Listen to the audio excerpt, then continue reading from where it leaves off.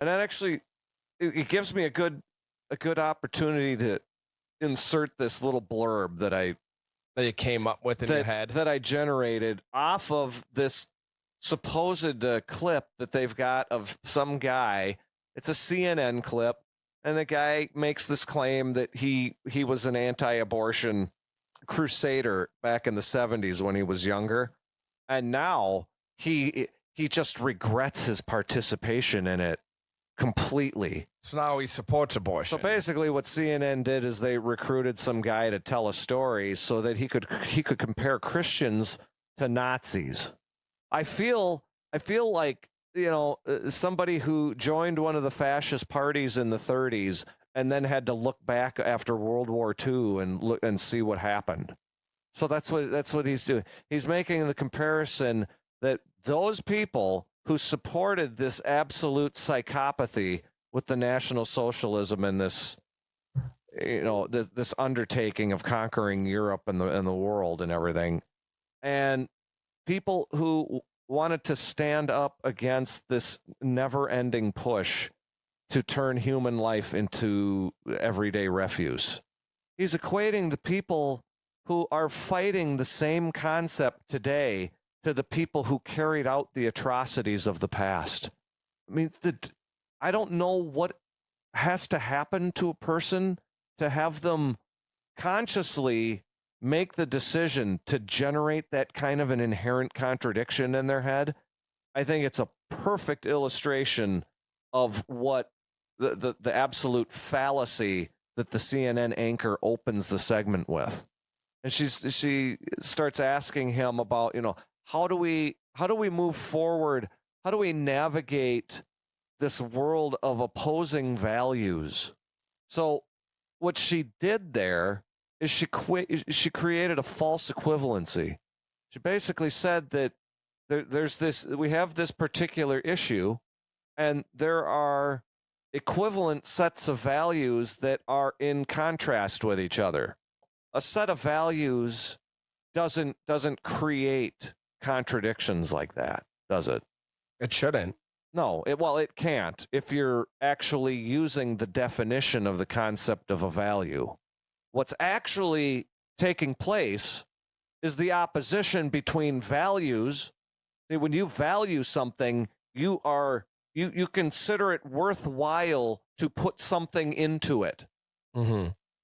You engage in an act of valuation, and you personally invest in those values. Whether that's time, you can emotion, use it. You money. Can use it as an economic analysis. You can also use it as a relationship with conceptual, a person too. Yes, relationship. All basically, it applies to all things because it's a praxeological approach. Mm-hmm. Human beings making choices.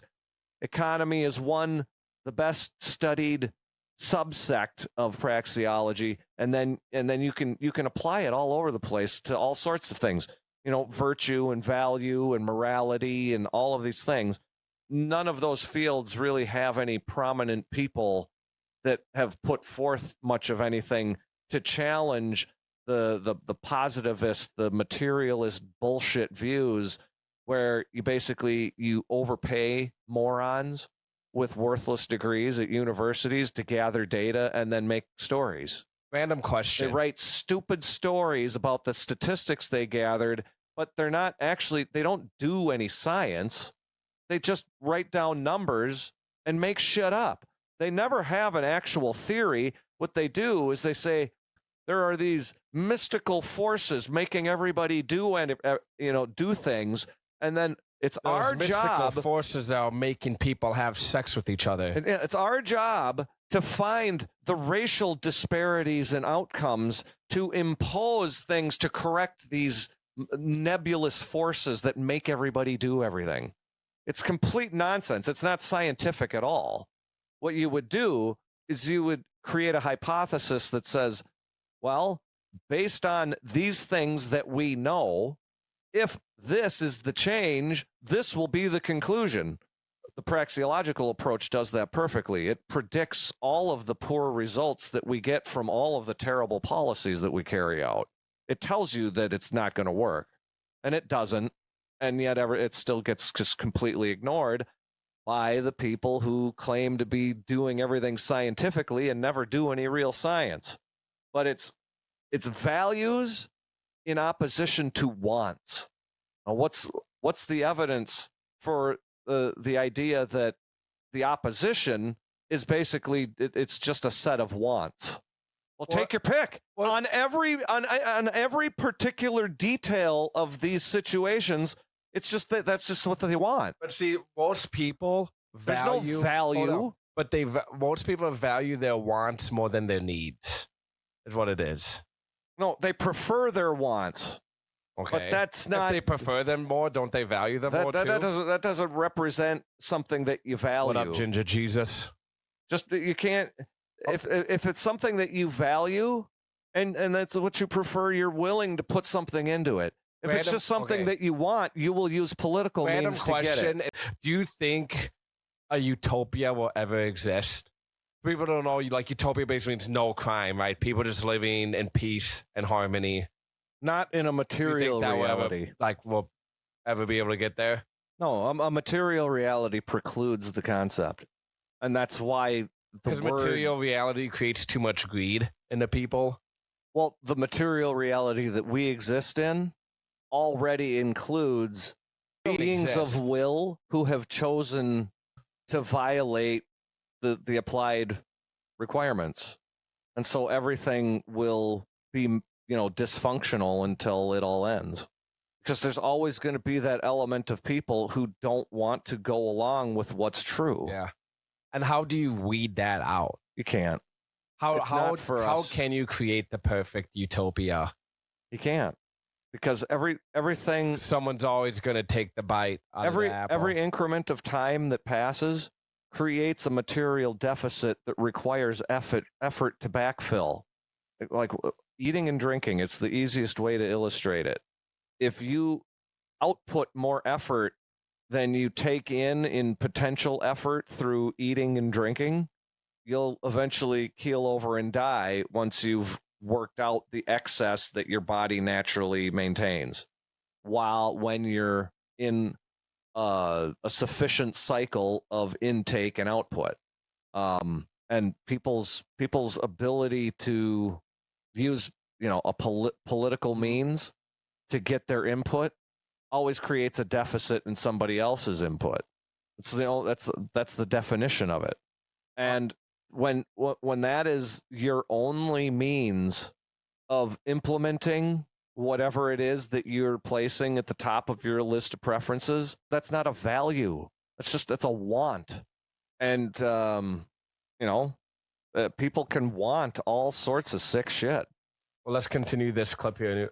This news clip.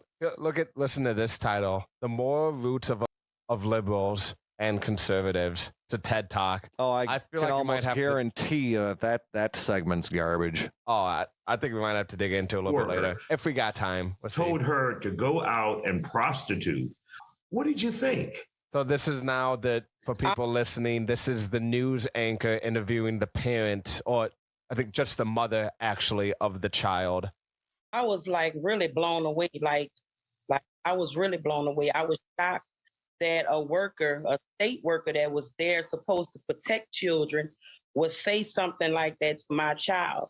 It made me wonder, how many other kids she have told this to. Because if she could just bluntly come out and say this to my child. That's not the first time she said that. Not the first kid she has told this to. Guaranteed. No, take a page out of their own book. Was there because you needed help. Everybody who gets caught drunk driving that's has, the first time they did on average, done it 400 times already. So whoever this CPS worker is, you can guarantee that based on however long they've been there, they've done it a few hundred times. numerous other children. That was a good way to pushed into making a decision like that by this one person. Now, understand the structure, and this brings me back to another thing that I was talking about earlier. This structure, any structure born of political means, will produce people that behave that way. The positions are open to the public. So they, they claim that there's no additional justification required for creating these positions to carry out all of these functions based on the wording in policies and their ability to threaten enough force that people will continue to pay their taxes. The entire thing is a regime of force, deceit, and just evil motivation. Just terrible. There's no element of it that is good in any way. And so it attracts people who have absolutely no hesitation concerning what is the methodology by which I'm actually maintaining my existence. Most people don't ever think about that. They never do. They look out at the world, and it has presented them with this cornucopia of different positions and things that you can pursue. Wherever there's a necessity to cover up the true motivations of why the position exists, it's just presented as being a public good. It just has to be there.